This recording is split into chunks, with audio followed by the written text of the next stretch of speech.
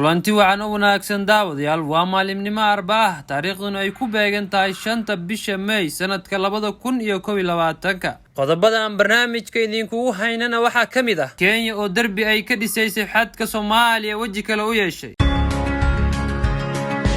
madaxweynaha Jubbaland oo kulan la qaatay Israa'iil Amerikaan ah una bandhigay laba codsi وزارة الرابلة oo magacay wasiir cusub oo xukuumaddiisa ka tirsan daawadayaal ku soo dhawaada qodobadaas oo faahfaahsan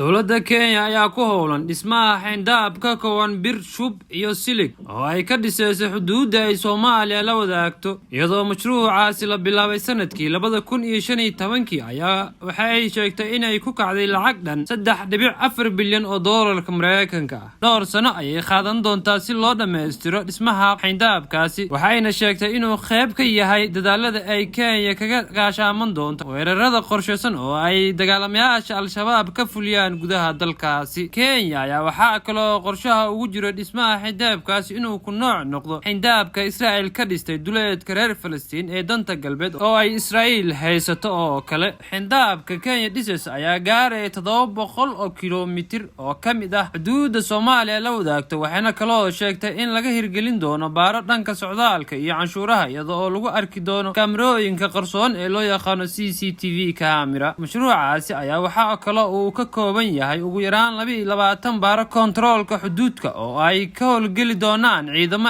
aad u qalabeysan si ay uga hortagaan weerar kasto saraakiisha Kenya waxay kaloo sheegeen in marka la dhameystiro dhismahaasi ay kooxaha ammaanka lagu ballaarin doono ilaa masaafo gaaraya 40 kiiloomitir si ay si degdeg ah uga falceliyaan weerarada ka yimaada xuduudda Soomaaliya wargeyska The Star ee ka soo baxay Nairobi ayaa qoray in dad xog u haya mashruucaasi sheegeen in dowladaha Mareykanka iyo Britain ay ka taageerayaan Kenya sidii loo dhameystiri lahaa xeyndaabka laga dhisayo xuduudda Kenya ay la wadaagto Soomaaliya madaxweynaha maamulka Jubbaland Axmed Maxamed Islaam Axmed Madoobe ayaa kulan la qaatay Israa'iil ka socday Mareykanka kuwaasi oo ka howlgala Soomaaliya Ahmed Madoobe ayaa arrimo dhowr ah kala hadlay Israa'iil Amerikaan ah kuwaasi oo deegaanada Jubbaland u jooga la dagaalanka Al-Shabaab kulankan oo ka dhacay xarunta madaxtooyada waxaa madaxweynaha ku wehelinayay sareeyo guud Maxamed Cabdi Sheekh taliyaha guud ee ciidamada Jubbaland iyo gaashaanle sare Maxamed Xasan taliyaha ku-xigeenka ciidamada Jubbaland inta uu kulankan socday waxaa diiradda lagu saaray dagaalka ka dhanka ah Al-Shabaab iyadoo iskaashi buuxda laga sameynayo sidii loo dardargelin lahaa howlgallada ka dhanka ah shabaabka Axmed Maxamed Islaam Axmed Madoobe ayaa saraakiisha ciidamada Mareykanka ee ka howlgala deegaanada Jubbaland uga mahadceliyay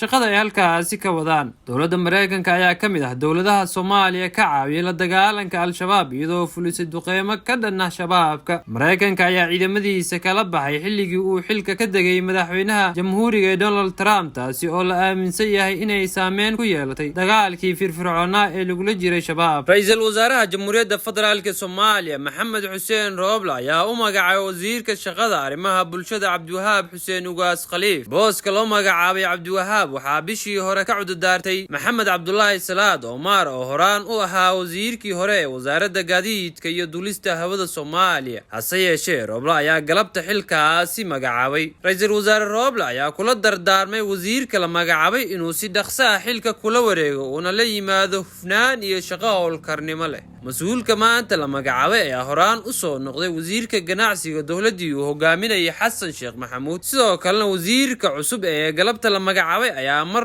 soo noqday ra'iisul wasaare ku-xigeenkii dowladda Sheekh Shariif madaxweynaha ka ahaa daawadayaal barnaamijkan waxa idin soo gudbinaya anigoo ah Cabdinajiib Cabdullaahi Najiib Akhyaar intaan barnaamijkan mid lamida aynu ku kulmi doono waxaan idinkaga tagayaa sidaas iyo fi amaanillah